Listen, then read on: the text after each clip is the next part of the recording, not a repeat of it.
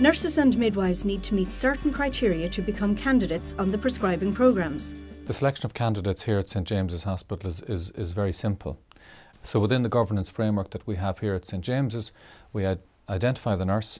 It's discussed with the Assistant Director of Nursing. It's discussed within the Directorate model of management, whereby it's discussed within the consultant responsible for that area of expertise.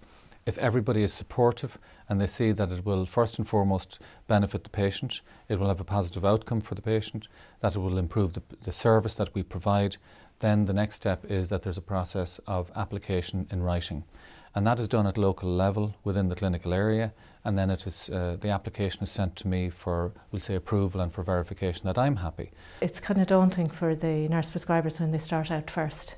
There's an awful lot of hoops that they find that they have to go through. So I'm there to make that much easier for them.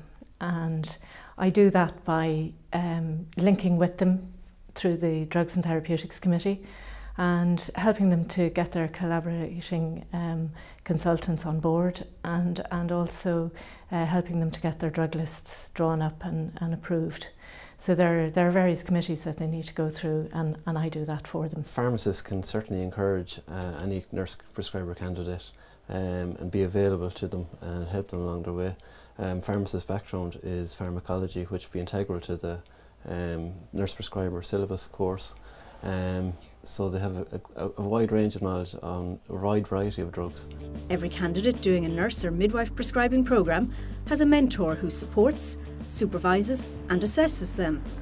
In Sligo General Hospital, heart failure nurse specialist Fidelma Hanley is currently being mentored by consultant physician Dr. Donal Murray. Fidelma has been working with us in the heart failure clinic as a specialist nurse for several years now, and she's fulfilled that role extremely well. And clearly it seemed an ideal opportunity to get her involved in the actual adjustment and the prescribing of the medication. For the nurse prescriber, it involves first of all a training programme, and at the start of that training programme we had to identify which patients she'd be involved with, which medications she might adjust. So there was we had to come to an agreement on all of that, and we signed a contract before she embarked on the actual training programme itself. And I think that's as good as you can do for him, really. The training programme lasts for 6 months. During that time, the candidate has to spend at least 96 hours over a period of 12 days involved in the training programme.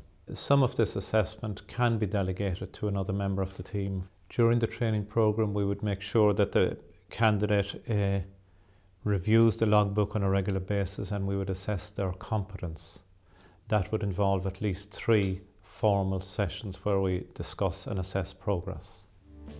At the end of the programme, the nurse or midwife prescriber signs a collaborative practice agreement which agrees the prescription of medications within their scope of practice and at their place of employment. When this is authorised, the candidate applies to have their name entered on the Register of Nurse Prescribers. In terms of choosing a nurse or identifying a nurse or nursing staff to be prescribers of medicinal products, it's very important to know as well that they don't have to be promotional grades. They don't have to be clinical nurse managers. They don't have to be CNSs or advanced nurse practitioners. You know, there are very many models out there, both in Dublin or indeed around the country, where staff nurses are actually prescribing medicinal products. And that is great, and that's the way it should be going.